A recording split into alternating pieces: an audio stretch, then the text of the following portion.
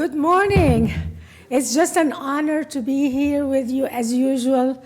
I'm a fan of Claire Booth Luce Policy Institute. Thank you for inviting me again.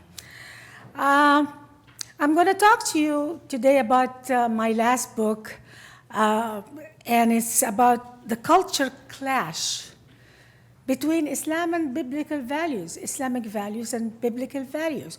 Why is there a culture clash? Islam claims to be an Abrahamic religion. So why is it in a culture clash with biblical values? And not a lot of people we have made speaking about Islam such a taboo that people are scared to ask questions. And unfortunately, in America, no religion or ideology is beyond questioning. And we have to stand up to our right to ask such important questions because we are being told that they're all the same values, it's all the same religions, it's the same God, and if we're just nice to them, they will love us and they will want to assimilate. And it's all about us. The problem is us. I came from the Middle East, and the problem is not you. And this is why. Cultures do not go into clash with each other unless there is foundational principles on how you view the world. And the way Islam views the world, the way Islam views human rights, the way Islam views society and your relationship with the government, with God, with each other, is completely different from the West. In fact, some cultures that are very far from one another can get along. And you'll find two cultures that are bordering one another, and sometimes they are in constant fights with each other. So this idea that there's a culture clash between Europe and the Middle East, or America and the West and the Middle East, it's just a distance thing that will eventually reconcile. It's really not true. There's foundational differences between the two cultures. And that's why I wrote my book, Wholly Different, Totally Different Values. Why I chose biblical values over Islamic values. The original culture clash between the West and the Middle East, Islam, did not start between Western Europe and the Middle East. The original culture clash between biblical values and Islamic values started inside the Middle East. In the 7th century, 600 years after Christ, Islam was created in the Arabian Peninsula as a movement against biblical values. Nobody knows that the culture clash between biblical values and the values that were dear to Arabia were in clash. And that's why Islam was developed as a counter-revolution to the biblical revolution. The Bible came to actually as an ethics revolution to the whole world. There was no ideology in the world that said, love your enemy. That was not even human nature to love your enemy. It was a rebellion against the evil side of human nature. The Bible brought us values that will make us live in peace and that will give individual human rights separate from government, given to you by God. That was a revolution. It was an ethics revolution to the world. And that ethics revolution changed the Middle East. Most of the Middle East after Christ converted to Christianity. A lot of people don't know that Egypt was a Christian nation before Europe. For 600 years, Egypt was a Christian nation. The Byzantine Empire, which is the biblical Christian empire, before Europe became, holding the Bible as its foundation, it was the Byzantine Empire headed in Turkey. So a lot of people don't know that the Middle East was already 90% Christians and Jewish. Arabia, where Islam came from, was the last area of the Middle East that did not absorb the Bible yet. But it started feeling the pressure. Arabia was at a crossroads. Are they going to become Christian and belong to another municipality, to the Byzantine Empire, or are they going to rebel against it? Under Muhammad's leadership, Arabia started the most ferocious rebellion in history against biblical values. And that was in the form of Islam. Muhammad called Jews and Christians the enemies of Allah. Wherever you read the Quran, Jews and Christians are called apes, pigs, and enemies of Allah. They are not to be befriended by Islam. It's written in the Quran. You cannot befriend them or make deals with them. So why did this happen? It happened because Arabia did not want to become a municipality, another municipality of the Byzantine Empire. So in this culture clash in the Middle East between biblical values and Islamic values, Muhammad won. Islam won, pushing Christianity away from the Middle East, and it ran away to Europe. Christianity and Judaism, which were born in the Middle East, escaped to Europe from the Middle East. Islam became dominant. Nations that birthed Christianity and Judaism became Islamic.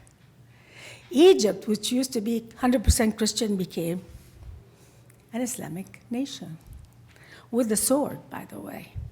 Islam, when it went in, it did not want to coexist. It wanted to convert the churches into mosques. It didn't want to build a mosque next to the church. Like in Europe now, in the West, you have a church and a mosque and a synagogue and whatever religion you want to have. No, Islam wanted to replace. And it did replace.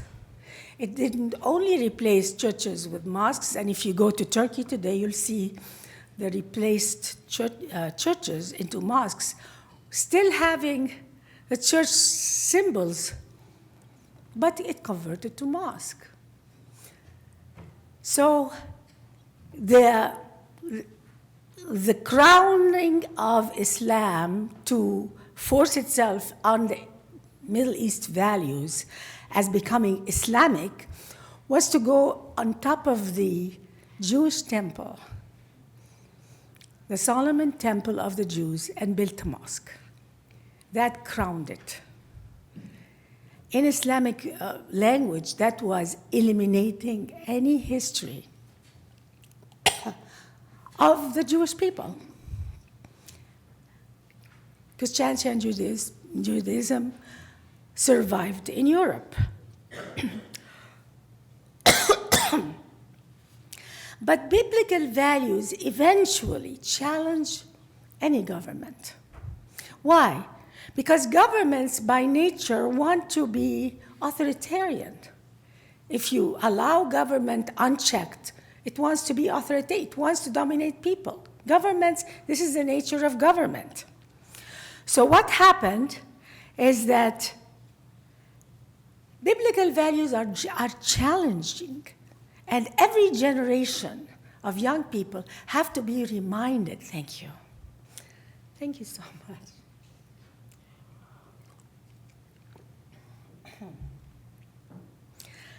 Every generation have to be educated to appreciate the fact that our values, Western biblical values, tell us that our rights come from God and not from government. Under Islam, our rights come from the caliphate, the Islamic caliphate, the Islamic leadership. They can kill you if you leave Islam. So this is number one, the conflict between your human rights, the individual right under Islam is totally different from under the West. And it's not because the West, it's because of biblical values. And if you notice, liberals are very angered by our, a statement like your rights come from God, not from government. You see them, we don't like that because this is the key. This is the nucleus of human right in the West, which is our rights come from God, not from government. So Islam came as a rebellion against biblical values. And if you check the values of Islam and the Bible, you will see what I'm talking about. It's totally different. Muhammad rejected Christianity the same way the far left and the secularists are rejecting biblical values in the West today. In the West today, we are seeing another culture clash within the West against biblical values. In the same way, in the same dynamic that happened 1,400 years ago by Muhammad inside the Middle East against biblical values. So, the problem for the West today is a lot more than ISIS. When we watch the news, Islam has nothing to do with terrorism, that's what we're told.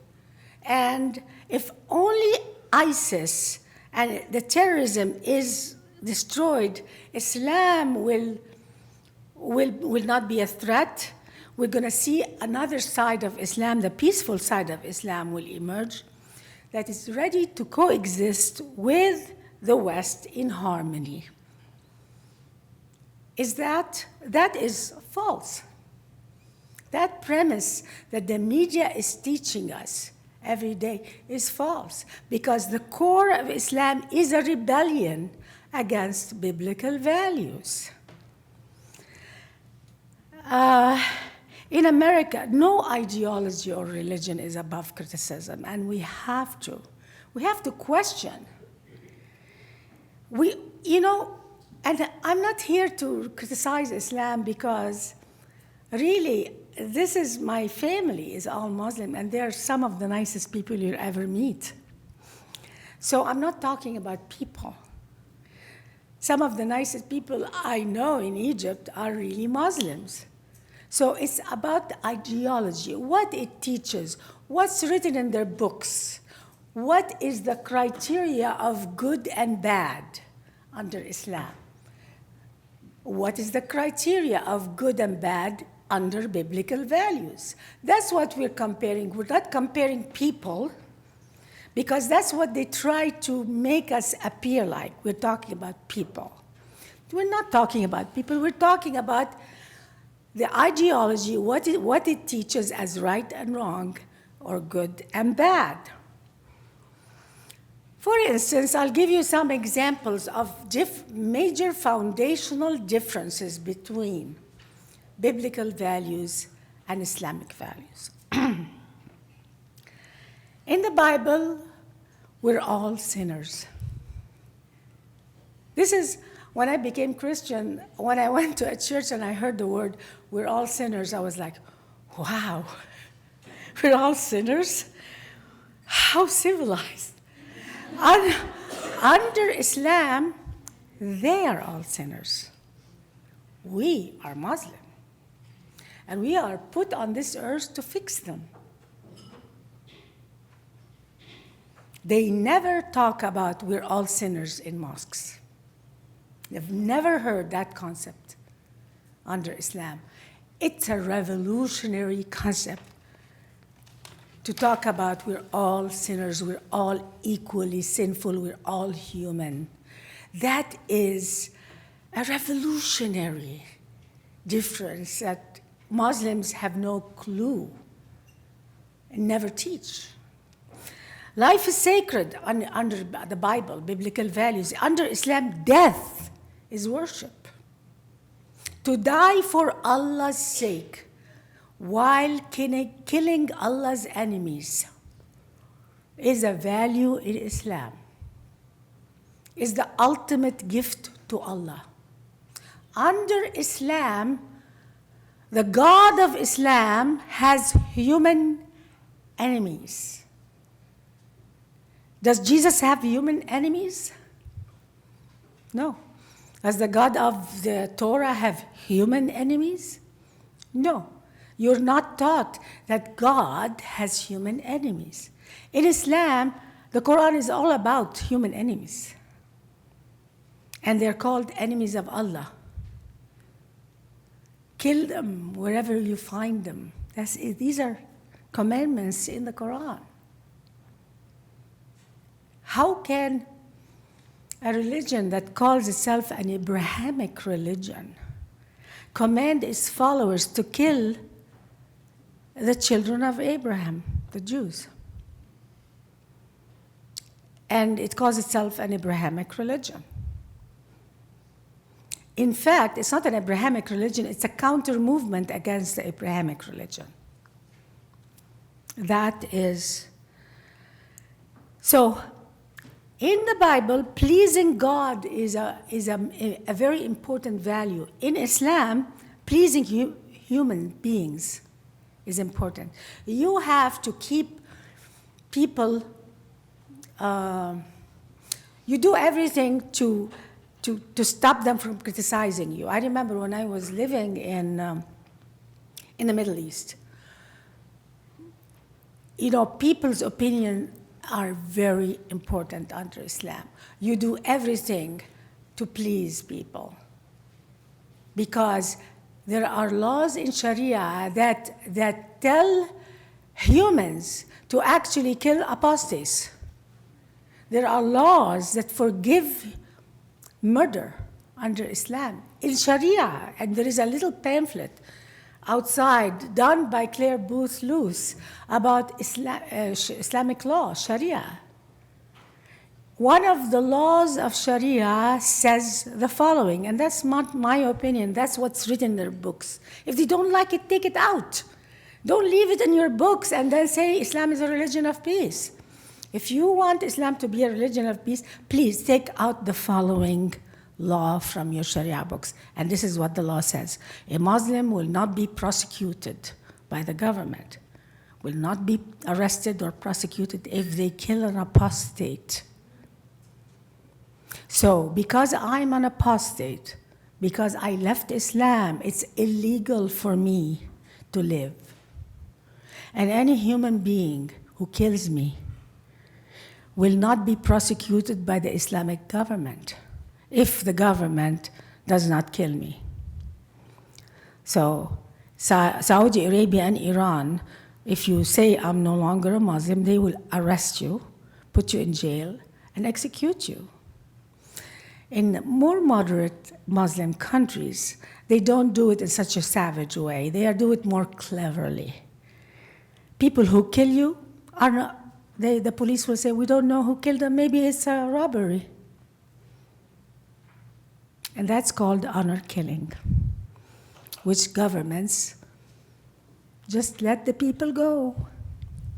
You find these young girls who were killed in the Middle East, or young men even, because they are not following Islamic law properly. They're killed by their parents, by anybody. And the police will say, we don't know who killed them. Even if it's known that the father killed them, there is another law in Sharia, and again, I will mention the law, and if they don't like it, remove it from your books. Denounce it, and that's the law. Parents and grandparents will not be prosecuted for killing their offspring. This is a law in Sharia, which allows honor killing. So, these laws tell us a lot about who Muslims care to please. Do you want to please God, or you want to please other human beings? So if you live in the Muslim world, you better please and follow the rules to please other human beings. Otherwise, you could be killed. Judging the sin, not the sinner, is a biblical value. In Islam, you have to judge the sinner, not the sin, because the concept of sin under Islam is totally different from the Bible. Murder is supposed to be a sin, but in Islam there is, it depends. If you kill Jews, that's a different story. If you kill somebody because they dishonored the family, that's a different story. So murder is excused. Stealing the property of Jews and Christians and people that you catch in war is allowed. The Ten Commandments have been violated by Islam completely, if it's for the benefit of Islam. I have a list in my book, a whole list that is maybe almost 65 now, of differences that are major differences. Jesus came to save us. In Islam, we have to save Allah and Muhammad, his reputation. If anybody talks bad about Muhammad, it's my duty under Allah to kill them, because I have to defend my God, I have to save him. In Islam, Jesus came to save us. We don't have to do anything to Jesus. Confession of sin in Islam, concealment of sin. You conceal your sin. At war with the devil. In Islam, we're at war with flesh and blood. Islam is actually at war with people that they call the enemies of Allah. And so on and so forth. Children of God, we're considered the children of God under the Bible. In Islam, we're slaves of Allah. That's why the most popular name in Islam is called Abdullah. It means slave of Allah. So we consider ourselves slaves of Allah, not children of Allah. Changing yourself is a biblical value. Self-control is a biblical value. In Islam, changing others is a value. Controlling others is a value. I'm going to end here and take some questions, but I have a long list at the end of my book that are really self-control, controlling others, government of peace versus government is viewed differently under Islam. Everything is just the opposite. The kingdom of God is not ours. In Islam, Allah and the state are one. The Islamic State is supposed to be Allah. You have to treat it like a god. You have to bow to your leader. Do you remember Saddam Hussein, how his people used to kiss his hand when he walks? That's how they view God, the leaders, as God. They don't differentiate between God and leaders, because the Islamic State takes the role of Allah. In our society, God is God, and the leader is supposed to to be accountable to people. He serves the people. In Islam, we serve the leader. We serve the state. In the Bible, biblical influence state, like the West, the state, the government serves the people. Under Islam, people serve the government. Thank you very much, and I'll take your questions.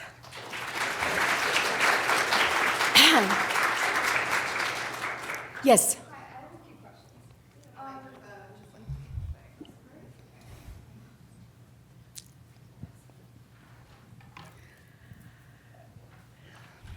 Hi, my name is Nafisa.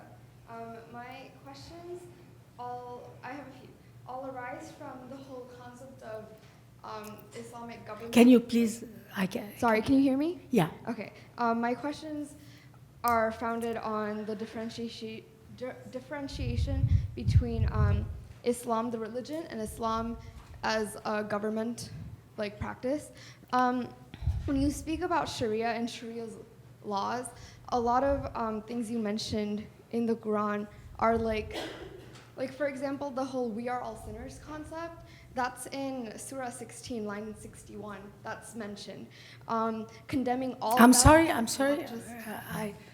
But my You're saying that we're all sinners is in the Quran? It is in the Quran. I'll read it to you. Yeah, please. And give me the verse, because It's Surah 16, and it's line 61. Surah 16, Yes, line 61. and I'll pull it up too.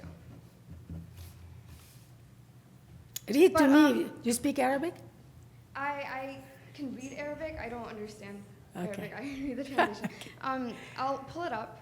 It's Sure. Surah An-Nahl, I guess. Okay. And if Allah were to impose blame on the people for their wrongdoing, He would not have left upon earth any creature, but He defers them for a specified term. And when their term has come, they will not remain behind an hour, nor will they proceed. It says that we are all essentially after birth. He essentially believes, or in the Quran, it's like the tabula rasa philosophy, where we're all born as with a blank slate, and because of who we are innately, we will all sin. And then it goes on to say that God is all merciful. I lived in the Middle East and I speak Arabic. I have never heard a Friday sermon in any mosque that says we're all sinners, Jews, Christians, Muslims, we equate ourselves, we're all sinners. I've never heard that. That's number one. I have never heard a sermon in a mosque against honor killing. I have never heard a sermon in a mosque in open against female genital mutilation. And that operation happened to my mother. And this is in the Middle East, which is ruled by Islamic governments. Government is the problem. No. Government is scared. Middle East governments are scared of Sharia because if the ruler doesn't rule by Sharia, they kill them. That's why Sadat was killed. Okay. Sadat was killed because he made peace with the enemies of Allah. Who are the enemies of Allah? Jews and Christians. Sadat went and made peace with the Jews. And he meant it.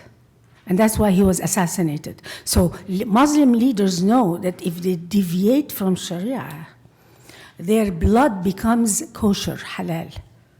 Okay? A Muslim leader who does not follow Sharia, any Muslim on the street is obliged to kill him, and their blood is halal. When Sadat was killed by that Egyptian guy, there is a statue in Iran today under the name of the guy who killed Sadat. Why? Because Sadat was considered a deviant from Sharia. He became an apostate. Okay. We're going to move on to the next question. One question per person, please. You know what? I would love to sit down with you later and ask me all your questions. I love your questions. I love them. They're very challenging. Thank you.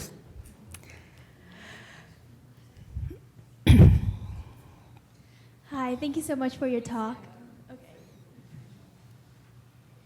Hi, my name is Isabella, and I'm from UC Berkeley. I just wanted to ask about the differences between, because a lot of people say, oh, Islam is a religion of peace, and what I have heard as the explanation for the obvious differences between, for the very contrasting views of like whether or not Islam is violent, is that the first part of the Quran was written when in Muhammad's earlier days, and then Muhammad got like his the first 13 years of his life, people claim that it was peaceful, and the last 10 years of his life it was very violent, and it was all about war.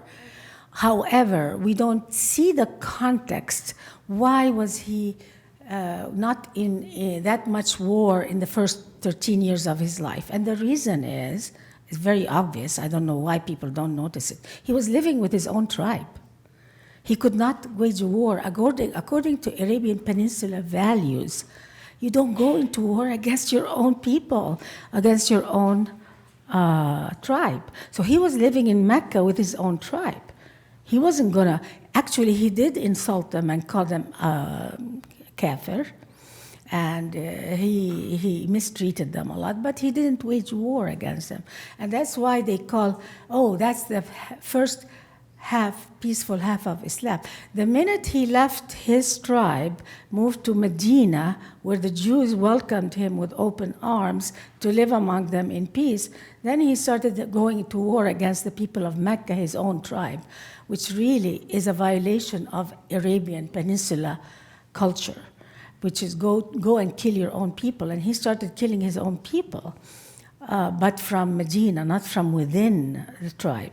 So if you really study the dynamics of why he did not wage war early on, it was because he was living among his own tribe. You cannot wage war against your own tribe, the kafir, from inside. You have to do it from outside, and that's why he went to Medina.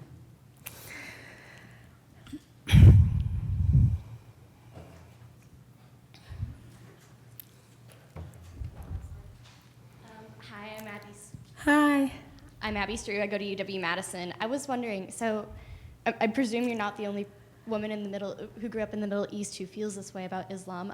When you tried talking to other people about this, did you do that? And what were responses from other women who grew up in the same situation? Actually, I was born and raised until age 30 in Islam. I lived under Sharia law, and some people say that, Egypt didn't enforce it as much as Saudi Arabia and Iran, but like I said, there are some governments that leave it up to the people to do the dirty work. So even though that the government didn't arrest you, but anybody on the street can kill you, and I've witnessed honor killing, I've witnessed female genital mutilation. I knew a woman, a girl, actually she was 16, and she was killed because she was raped. She was actually raped and got pregnant, and that was a dishonor on her family, and they killed her. They didn't kill the guy who raped her. So I lived under this culture, and because I know it so well, and frankly, if I had continued living in the Middle East, I probably would never have spoken. I was too scared to speak. I only started speaking after years and years of living in America and getting to know people like people of Claire Booth Luce, who taught me really what a woman should be. When I came to America, I came with a lot of baggage, a lot of fear of speaking out. And after meeting American women, and after learning from just from my neighbors, I didn't go to big groups like here to get an education. It just came very gradually, and then I started really looking back at my life and my culture, and then I only started speaking after 9/11, and it was because many Americans started saying, what did we do? And I just wanted to scream at the TV and say, you didn't do anything. It's because under Islam, you are an infidel. That's all. You didn't do anything. So it took me a long time, a lifetime, let's put it this way, to really change and be who I am. But I used to be a really timid girl, scared, wanted to please, I wanted to appease, I wanted to have Islam love me, I wanted to be approved of, and it never worked. And then with the help of American values and biblical values, I gradually developed the courage to be who I am today, and I'm very grateful for America. Because without America, I wouldn't be who I am today.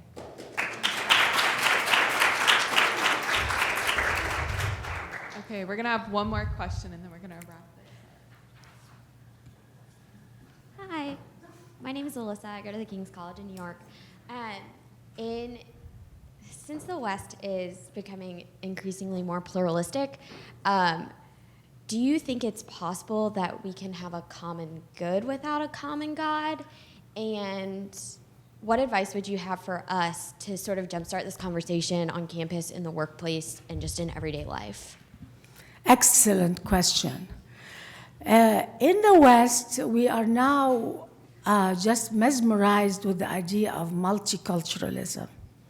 I believe multiculturalism is unnatural because wherever you go, eventually you merge into a society and you become homogeneous. And when I came to America, a lot of people told me, just stay the way you are. We love you just the way you are. And this is putting me in a box. You're telling me don't grow out of your culture. And that is not fair. When people from all over the world come to America, the left want them to stay the way they are, stay dressed the way you are, eat the same food, speak your own language, don't grow. We love you just the way you are, and we want to just stand next to you, take a picture of, we are multicultural. It's a very unusual state because by nature I evolved. I've lived in America now for 38 years. Do you think I'm the same person who was here 38 years ago? Of course not. But the left want me to stay like that. The same clothes, the same attitude, the same language, and never assimilate. Because assimilation to them is regarded as they're committing a crime against me if I assimilate. And you know what? Not to assimilate, if you expect a person who come to America not to assimilate, you are really putting them in a box. Because assimilation is part of human nature. It takes more effort and energy to stay who you are and never assimilate. So it takes more energy to not assimilate. So eventually, we have to be a homogeneous society because that's human nature. We become one culture. That's how God created us. That's not what I want. It's how God created us to live next to each other, and from interaction, we all agree on a value system. By that, it means one culture. We become one culture. And that's part of human nature. So to have little people coming from different cultures, living with all their ethnic identity forever is unnatural. You're putting me in a box. I don't want to live in a box of my own culture. If I wanted to do that, I'll stay there. Right?